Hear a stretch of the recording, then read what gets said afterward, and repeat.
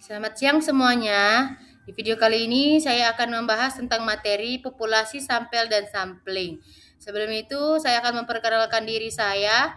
Perkenalkan, nama saya Grace Christina Harefa dengan nomor NIM 10202510. Selamat menyaksikan. Sebelum itu, kita perlu mengetahui apa itu populasi. Populasi adalah keseluruhan elemen yang menjadi objek penelitian, memiliki kualitas dan karakteristik tertentu yang ditetapkan peneliti untuk dipelajari dan ditarik kesimpulannya. Kedua, populasi bisa berupa manusia, hewan, benda, atau fenomena alam. Dan pun terdapat dua jenis pada populasi. Pertama, populasi terbatas atau finite, yang mana jumlahnya dapat diketahui secara pasti, dan yang satunya adalah populasi tak terbatas atau infinite, yang dimana jumlahnya tidak dapat diketahui secara pasti, cenderung terus bertambah. Dan di dalam penelitian kuantitatif digunakan istilah populasi, sedangkan dalam penelitian kualitatif digunakan istilah situasi sosial atau tempat pelaku serta aktivitas. Selanjutnya adalah sampel. Perlu kita tahu adalah sampel adalah sebagian dari populasi yang diambil untuk diteliti dengan tujuan mewakili karakteristik populasi. Sampel harus representatif, valid, dan reliable agar hasil penelitian dapat digeneralisasi. Adapun kriteria sampel, pertama inklusi, di mana karakteristik umum subjek yang layak diteliti.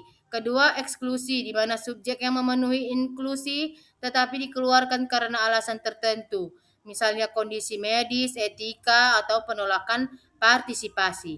Adapun karakteristik sampel yang baik yang dapat kita temukan, pertama, mencerminkan karakter populasi. Kedua, memberikan presisi atau ketepatan hasil. Ketiga, sederhana dan mudah dilaksanakan. Dan keempat, efisien dalam biaya dan waktu. Selanjutnya adalah sampling. Sampling adalah proses pemilihan sampel dari populasi untuk observasi. Adapun tujuannya di mana menghemat biaya, waktu, meningkatkan ketelitian, dan memungkinkan penelitian pada populasi yang besar. Jenis teknik sampling yang pertama, probability sampling, di mana setiap anggota populasi punya peluang yang sama, seperti simple random sampling, stratified random sampling, cluster sampling, dan systematic sampling. Kedua, non-probability sampling, di mana pemilihan tidak acak. Pertama, purposive sampling, consecutive sampling, convenience co-sampling, dan kuota dan judgment sampling. Adapun kesalahan di dalam sampling, di mana sampling error, perbedaan antara hasil sampel dengan populasi, dan non-sampling error, kesalahan akibat perencanaan, pelaksanaan, atau analisis. Adapun penentuan ukuran sampel. Menentukan ukuran sampel adalah langkah krusial karena akan memengaruhi validitas dan reliabilitas hasil penelitian. Ada beberapa hal yang perlu diperhatikan. Pertama, ukuran populasi atau N. Jika populasi kecil 1.000, sampel biasanya diambil 20-30% dari populasi. Namun jika populasi besar, digunakan rumus statistik untuk menentukan jumlah sampel yang tepat. Rumus umum yang digunakan adalah rumus Soflin. N sama dengan N1 ditambah N atau D2. Di mana N sama dengan jumlah sampel dan N populasi dan D tingkat kesalahan atau error tolerance. Dan rumus lain menggunakan nilai standar normal atau Z, proporsi atau P, dan tingkat signifikan atau A. Pertimbangan praktis, Roscoe menyarankan ukuran sampel antara 30 sampai 500. Jika sampel dibagi kategori, tiap kategori minimal 30 responden. Untuk analisis multivariat, jumlah sampel sama dengan 10 kali jumlah variabel. Penelitian eksperimen sederhana cukup 10 sampai 20 responden per kelompok. Faktor yang memengaruhi ukuran sampel ada homogenitas populasi, di mana semakin homogen semakin kecil sampel yang dibutuhkan. Tingkat presisi yang diinginkan, semakin tinggi presisi semakin besar sampel. Ketersediaan sumber daya seperti waktu, biaya, dan tenaga. Selanjutnya, proses pemilihan sampel. Proses ini adalah tahapan sistematis untuk memastikan sampel yang diambil benar-benar representatif. Pertama, menentukan populasi sasaran dan studi. Populasi sasaran adalah keseluruhan objek penelitian, sedangkan populasi studi adalah bagian spesifik yang relevan dengan tujuan penelitian. Contoh, populasi sasaran sama dengan seluruh pasien rawat inap. Populasi studi sama dengan pasien dengan diabetes mellitus. Kedua, menentukan area populasi. di mana lokasi atau unit tempat data dikumpulkan, misalnya rumah sakit, sekolah, atau wilayah tertentu. Ketiga, menentukan ukuran populasi, biasanya berdasarkan data sensus, laporan tahunan, atau data resmi. Data harus akurat dan up to date.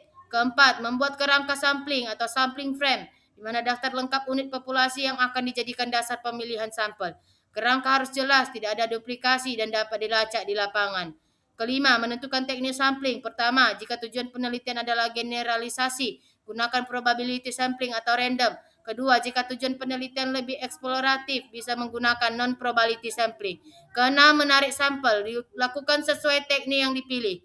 Misalnya dengan undian, tabel angka acak, atau perangkat lunak statistik. Selanjutnya, keuntungan dan kekurangan teknik sampling. Pada keuntungannya, kita dapat melihat yang pertama, efisiensi waktu dan biaya. Peneliti tidak perlu meneliti seluruh populasi, cukup sampel yang representatif. Kedua, kemudahan pelaksanaan, lebih praktis dibandingkan sensus penuh, terutama untuk populasi besar. Ketiga, presisi lebih tinggi dengan jumlah sampel yang lebih kecil. Peneliti bisa lebih teliti dalam pengumpulan dan analisis data.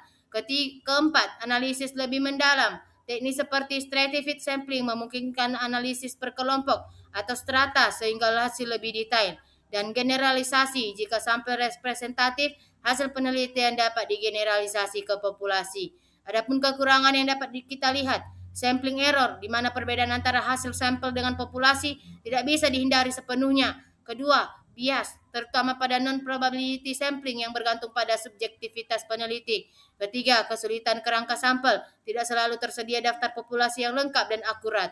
Dan keempat, memerlukan keahlian khusus. Teknik kompleks seperti stratified atau cluster sampling membutuhkan pemahaman metodologi yang baik. Dan terakhir, tidak selalu representatif, di mana sampel kecil atau tidak tepat bisa gagal mencerminkan populasi, sehingga hasil penelitian tidak valid.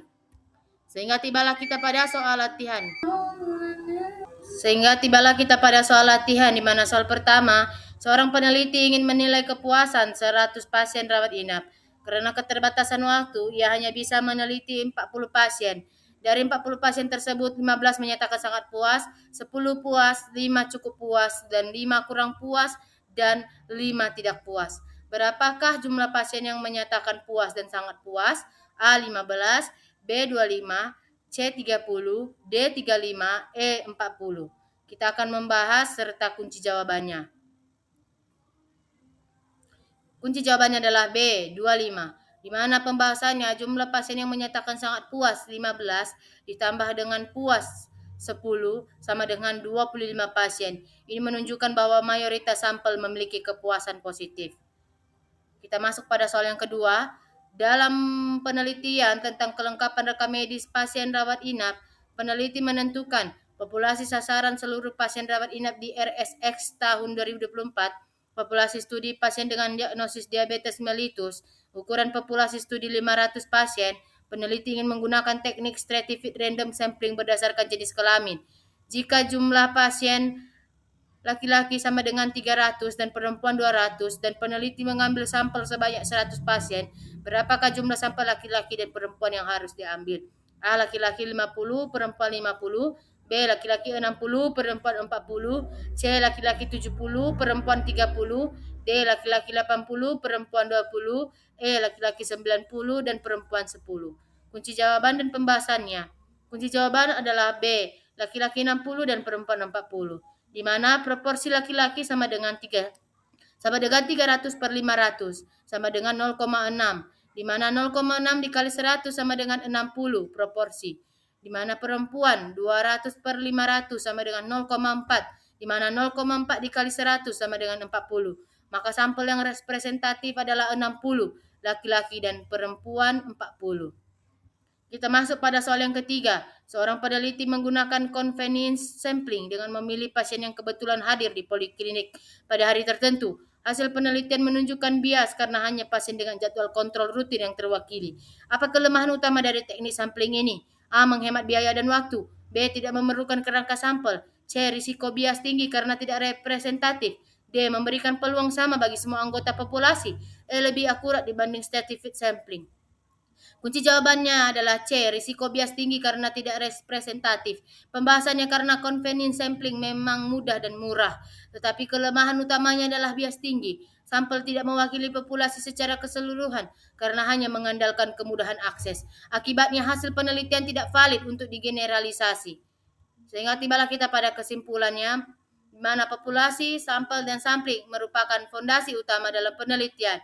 Populasi menggambarkan keseluruhan objek yang ingin dipahami. Sampel adalah bagian kecil yang mewakili populasi, dan sampling adalah proses sistematis memilih sampel. Penentuan ukuran sampel harus dilakukan dengan cermat agar hasil penelitian valid, presisi, dan dapat digeneralisasi. Proses pemilihan sampel menuntut langkah yang jelas, mulai dari identifikasi populasi hingga penarikan sampel. Sementara teknik sampling baik probabilitas maupun non-probabilitas memiliki kelebihan dan kekurangan yang harus disesuaikan dengan tujuan penelitian. Pada akhirnya keberhasilan penelitian bukan ditentukan oleh banyaknya data, melainkan oleh kualitas sampel yang representatif, bebas bias, dan mampu mencerminkan karakteristik populasi. Pemahaman ini menjadi pelajaran penting bahwa penelitian yang baik adalah penelitian yang mampu menyimbangkan teori, metode, dan praktik agar menghasilkan informasi yang akurat, efisien, serta bermanfaat bagi pengembangan ilmu pengetahuan dan pengambilan keputusan. Sekian hasil materi dan pemaparan yang telah saya berikan. Jika ada kesalahan dalam tutur kata dan dalam tulisan saya, mohon dimaafkan. Saya ucapkan terima kasih dan sampai jumpa.